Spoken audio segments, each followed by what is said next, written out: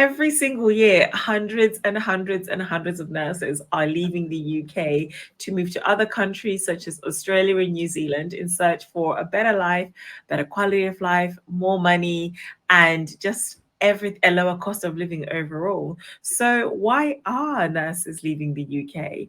And that is exactly what I'm going to be talking about in today's video. So I've got a special guest that has joined me on today's video.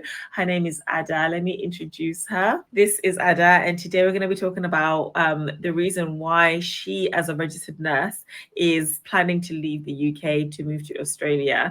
And she's only been in the UK for like 4 years, and she already wants out. So we're gonna have a chat about that and so much more. Anyway, hi guys, my name is Tembi and welcome back to my channel. On this channel I talk all about nursing, travel, finance, Australia, New Zealand, and everything else in between. If you like this video, then please give it a thumbs up.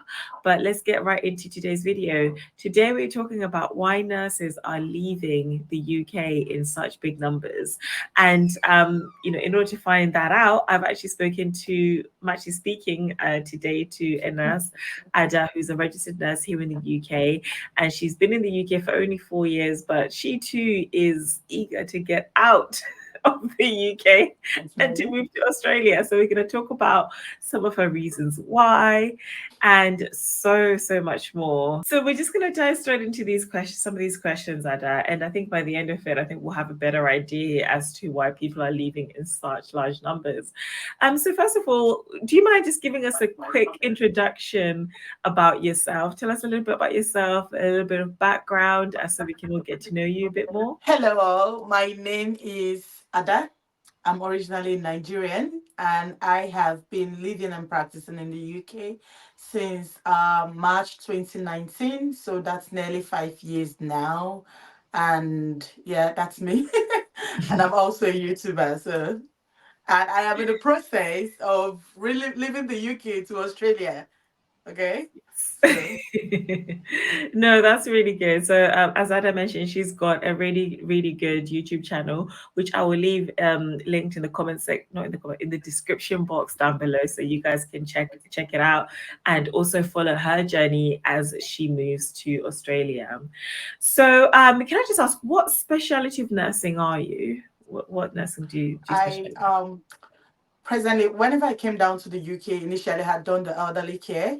I think I in? Okay. did elderly care for around 2 years before I moved to the NHS. So I've been Yeah. in the NHS for over 2 years now, and I'm presently in the post anesthetic care unit. Like Okay. some wards will call it a PACU, but some Hmm. other hospital will also call it like an enhanced recovery unit. So it's like a step down from a Hmm. recovery unit. So it's Hmm. you're basically managing patients post anesthetically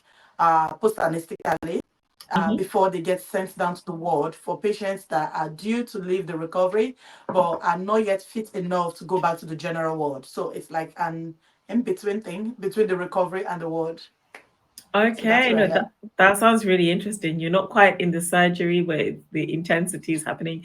You're just like, wait, you're Yeah, waking them up a yeah. It's bit more. a little bit of the ward and a little bit of the intensive care. So you're Yeah. more like in the middle. Uh-huh. Okay. Okay, no, that sounds really interesting. So as we mentioned It before, is. you've only been in the UK for 4 years. From what I Mhm. understand, you actually gained your nursing. I think on one of your videos you mentioned that you are a registered midwife and a general nurse as well. And Mhm. you're registered in Nigeria, first of all. Mhm. Mhm. Yeah. Oh. Well, I attended a university in Nigeria, and in some universities in Nigeria, they do it like a full course. You can Mhm. choose to spend like 6 years in school, for which you get like your degree, and Yeah. then you get registered as a general nurse. You can go ahead to do like a midwifery program in between. So Mhm. while you're doing your general nursing, you could as well almost be doing your midwifery program and maybe also doing your public health. So I had Mm. done like my degree and then I did my general nursing and then my midwifery and then my public health as well. So it took me like Oh my 6 years God. to get all that. And at the end Damn. of the day, I packed everything and ran down to the UK.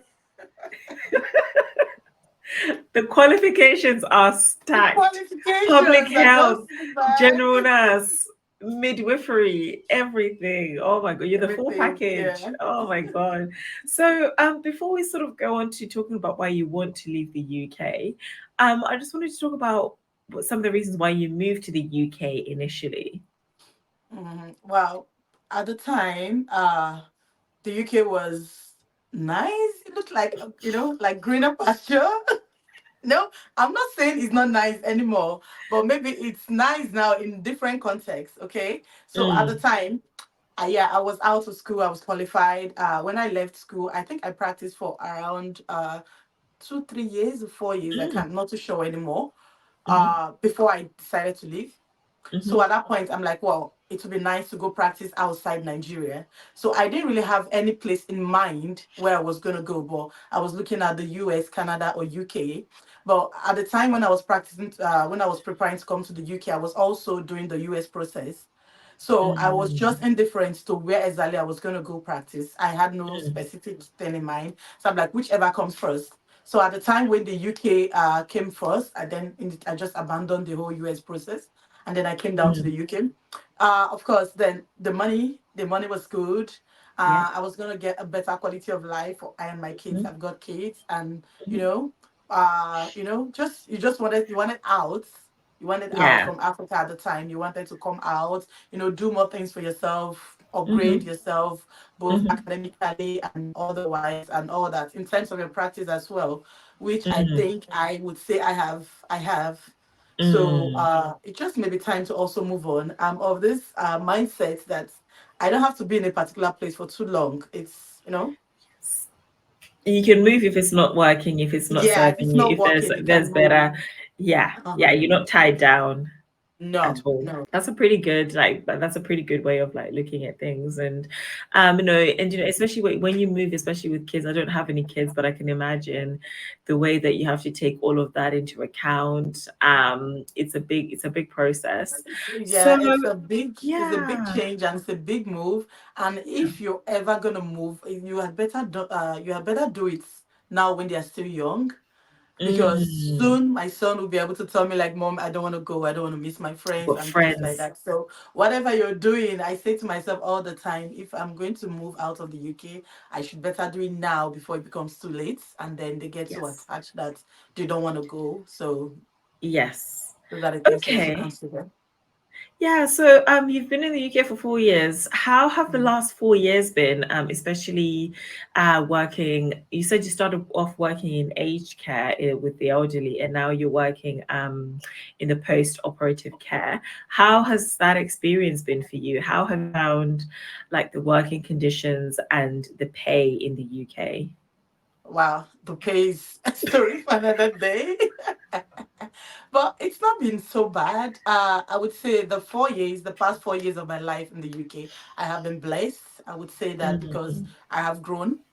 I've grown in all ways. I have grown like financially, academically, family wise, mhm. experience wise, Yeah. profession wise, and otherwise. So I wouldn't say it's not been good, because it's been quite good. I came down here. Working in the aged care was an entirely different experience, Mm, and nothing can prepare you for that, because back home we never did aged care. Even all the while when I did my posting and all, there was never aged care involved in it. So coming down yeah. here and having to do the aged care, it was a new Hmm. experience. I Yeah. also do appreciate those times because I learned a lot. So Mm, I it can was a different imagine. kind of nursing, yes, but it was Mm, also nursing, right? So mhm, that's what I say. And I spent 2 years, and I say mhm. to myself, well, I think I've had enough experience as I would like to have with this field. Maybe it's time to move on. So then I left and joined the trust. And it's been amazing. I've learned so much. Mm, My skills have improved. mhm. I've done a lot of trainings. I've bettered myself in so many ways. I would say I Yeah. do appreciate the NHS for that. And Yeah. so far, it's been good. So far, it's been Mhm, good. So if I say I'm leaving the UK, it's not because it's been an entirely bad experience. No, it's just mm, human nature of wanting to try something mhm. new. Yeah. That's just it. But then pay wise, it started up okay. The cost Mm, of living 4 years back wasn't as bad as it is right now. yeah. Back Yeah. then, we could spend £80 for a week groceries in my Yeah. household and we'll be fine. But Mhm. now I'm telling you, we spend close to £180 for the Hey, same amount of groceries. And I don't know, and I'm literally mising, like I'm looking for the cheapest shops to attend. You know what I mean? damn. So like things have changed. Things have changed. Things are no Yes. longer what they used to be. Everything, the Yeah. prices of things have hiked.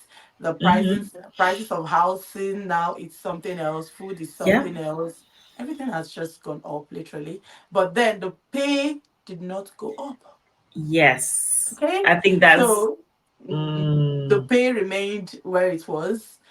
Okay, so and of course the HK was paying more. mm, The HK was paying more, but then I left the HK for the NHS. The NHS pay has almost been what it is. Yes, you do get stagnant. like you do get like £1, £1 after every year, but that's just what it is. It's insignificant. Yeah, it's been Yeah, completely it's stagnant and literally it's not insignificant. fair. Yeah. Yeah, it's really not fair that some of the NHS pay, when I look at some of the pay scales, it's ridiculous. When I started off in the NHS 6 years ago as an entry band five nurse, I was getting paid annually £23,000. Ridiculous. It's What gone up can you now, do with but that? What agenda can for you what do with change? that? What do you do with 23K? What do you do with What that? can you do? It's yeah, pennies, It's peanuts. not even enough for you to get a mortgage. The pay slip is not enough for the bank to want to give you a mortgage. It's I'll be oh my like, no, god. you're not getting enough. So, but yeah, It's yeah, no, it's the quite pay, the pay is not, the pay is not compared. It's not comparable to the amount of work we do, and it's also not exactly. comparable to the cost of living right now. Yes. So that's the major Absolutely. thing. Like it's not comparable to the cost of living. So if you are not doing like an extra shift or an overtime or an agency Yeah. shift or something, girl, you're not gonna meet up. I know No. some persons will say it's okay, but it's not Yeah. okay for me. It's Like, you know. no. It's really not. It's really not. So with YouTube, let's now move into you choosing to move to Australia. I think you've already started touching on some of the reasons why Australia is going to be a better option now for you and your family. So speaking of pay, have you done much research into the pay? Will you be getting paid more in Australia for your line of work compared to the UK? Yeah, from my research, I would say yes, because whenever I came down to the UK, my experiences in Nigeria was not counted. Mm, Yeah, it wasn't counted. Like you literally, when I entered the trust, I still, even after working 2 years in UK, I had a pain that was 2 years old. I was still entering the trust as an entry band five.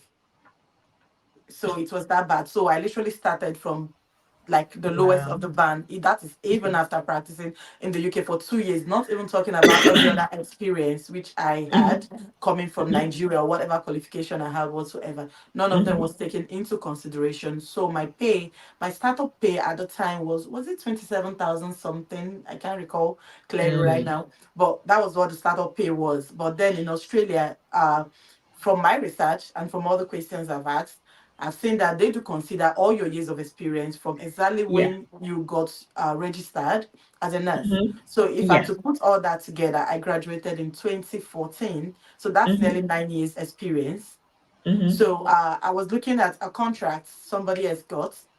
mhm. She actually does have, I think, around 10 or 11 years experience in Yeah. total. So, and she was being placed at around 80, $90,000 based Yes. on the contract she was getting. So Yeah. if I'm to compare that like apples to apples, you see that definitely I was going to be getting more. So Absolutely. that would be placing you around £50,000 Mhm. annually as compared to Yeah. right now I'm still around 28, £29,000. So 50 to 29, girl, that's I don't know. These The are math is calculators. no, honestly, when you do the That's side by side double. comparison, it is yeah, it's actually quite it's quite sad how little the NHS actually pays.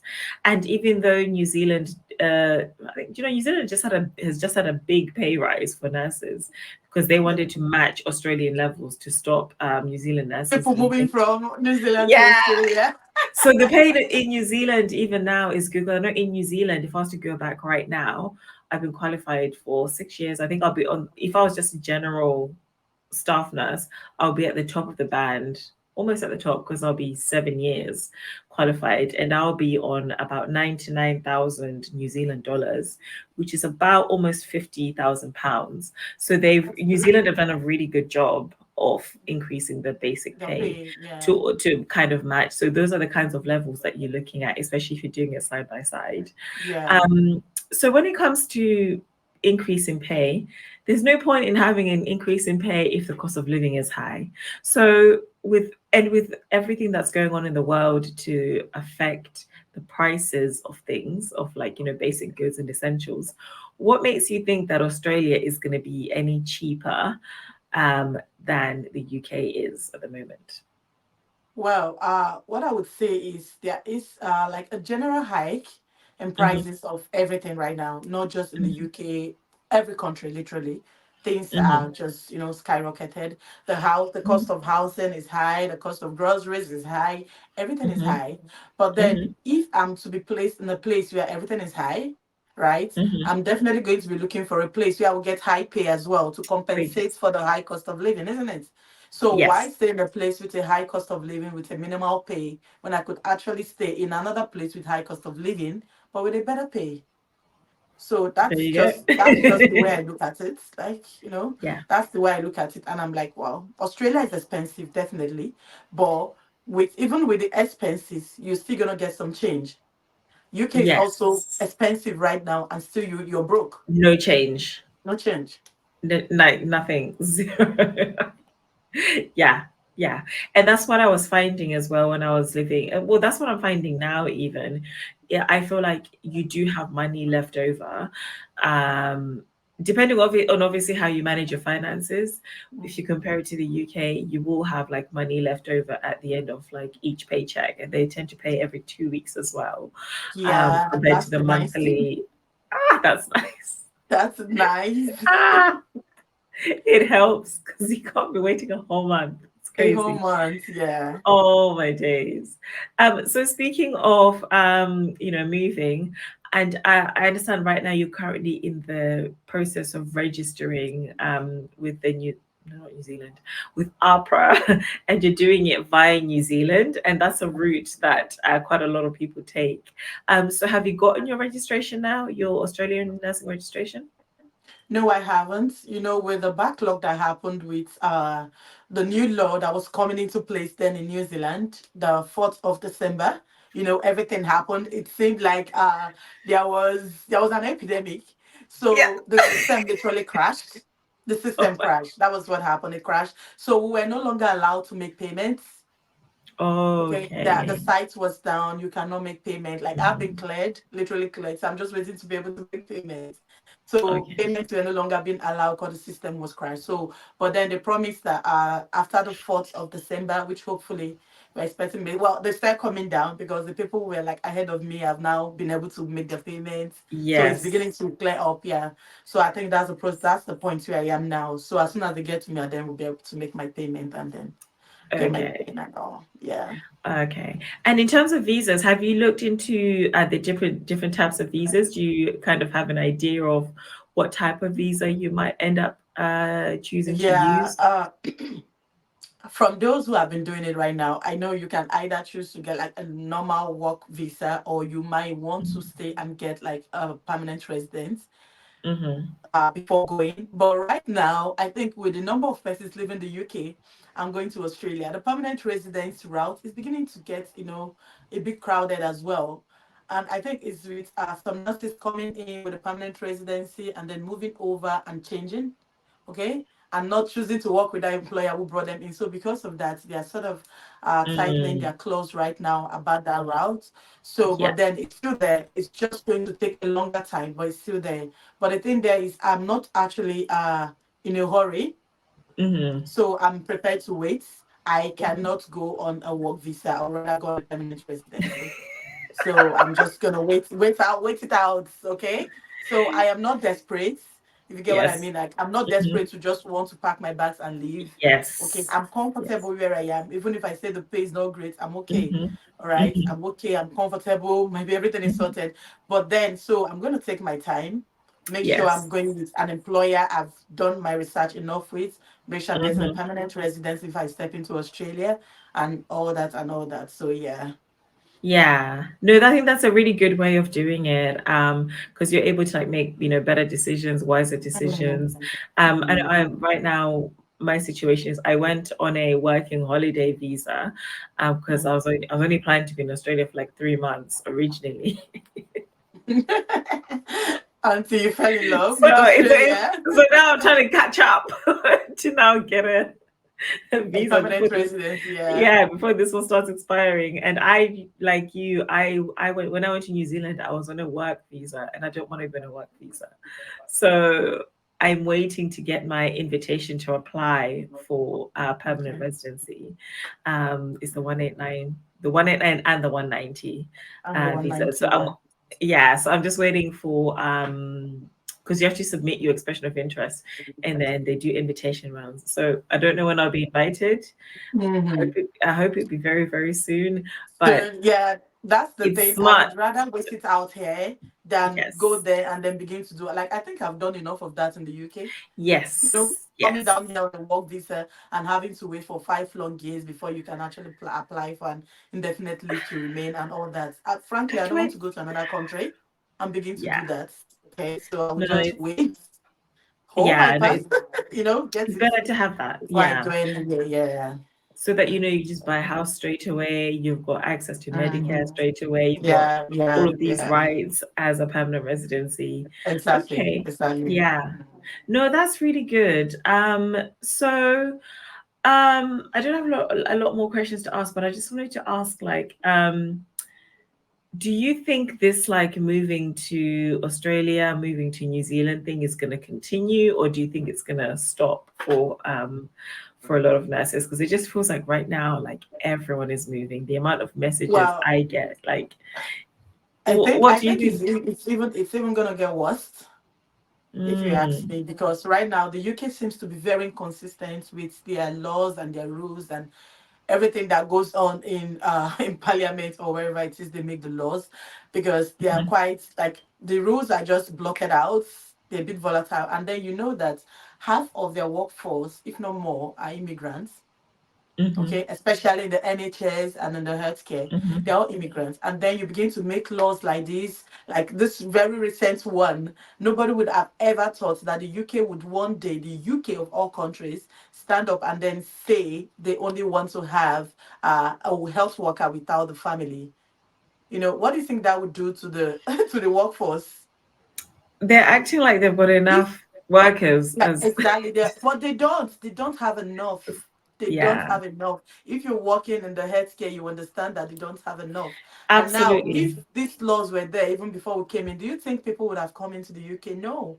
No, So the number of persons that are supposed to come in now will look somewhere else, because nobody wants to exactly. go where they'll be separated from their family. So even the Yeah. people here are still a bit Mhm, they're a bit confused. They don't even know what else. They don't know the points where they are. They don't know if they are going to be able to renew their visas with their families in it. I know it's a bit how mm. would I put the word? Like the laws or whatever it People is are was in not. limbo. Yeah, nobody knows. Nobody knows. It's just that, Mm. and nobody likes that kind of hazy feeling. You're not seeing through. You don't know what tomorrow holds. Yeah. So because of that, people just want to leave. Like even Yeah. people who've been in the country like 2 years, they're like, no, I think it's best I go somewhere else. And Yeah. especially considering the fact that Australia does offer like ILR or permanent residency on arrival Yeah. or living, and you're getting it before you're leaving. That Hmm. alone is enough to want to attract anybody who is just Yeah. here on the visa.